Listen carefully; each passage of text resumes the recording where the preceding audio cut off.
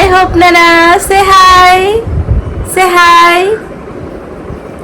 ఈరోజు నీకు అబ్దుల్ కలాం గురించి చెప్తాను, సరేనా? ఓకేనా?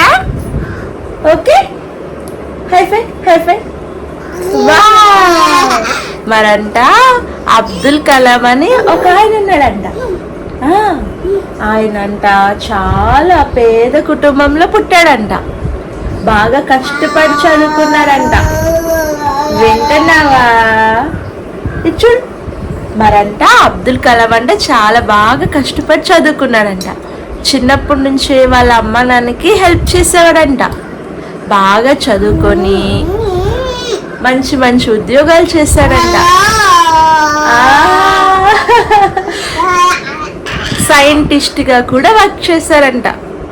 ఇంకా చెప్పాలంటే ఆయన మన భారతదేశానికి 11th ప్రెసిడెంట్ అన్నమాట, మన రాష్ట్రపతి. ఆయన మంచి మంచి కొటేషన్స్ చెప్పారు.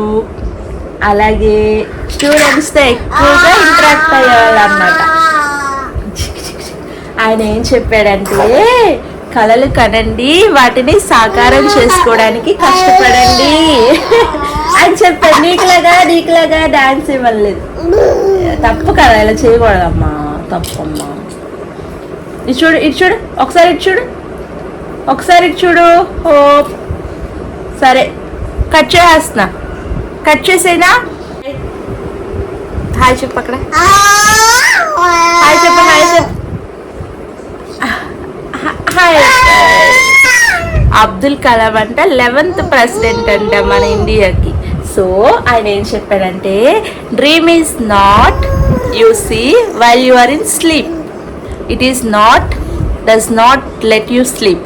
మీకు కలలు పడుకున్నప్పుడు వచ్చే కలలు డ్రీమ్ కాదు, ఏదైతే మిమ్మల్ని నిద్ర పోనివ్వదో అదే మీకు నిజమైన డ్రీమ్ అని అబ్దుల్ కలాం అన్నారనమాట.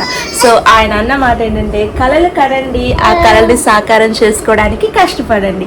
సో నువ్వు కూడా చిన్నప్పటి నుంచి బాగా కష్టపడి చదువుకోవాలి, కలలు కనాలి, వాటిని సాకారం చేసుకోవాలి.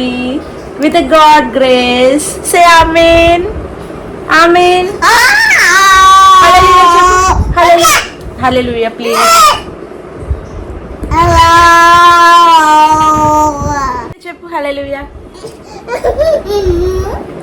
ప్రైజ్ లార్డ్, బ్లెస్ మీ ప్లీజ్ అమ్మా. హోప్ ఇటు చూడు, హోప్ ఇటు చూడు.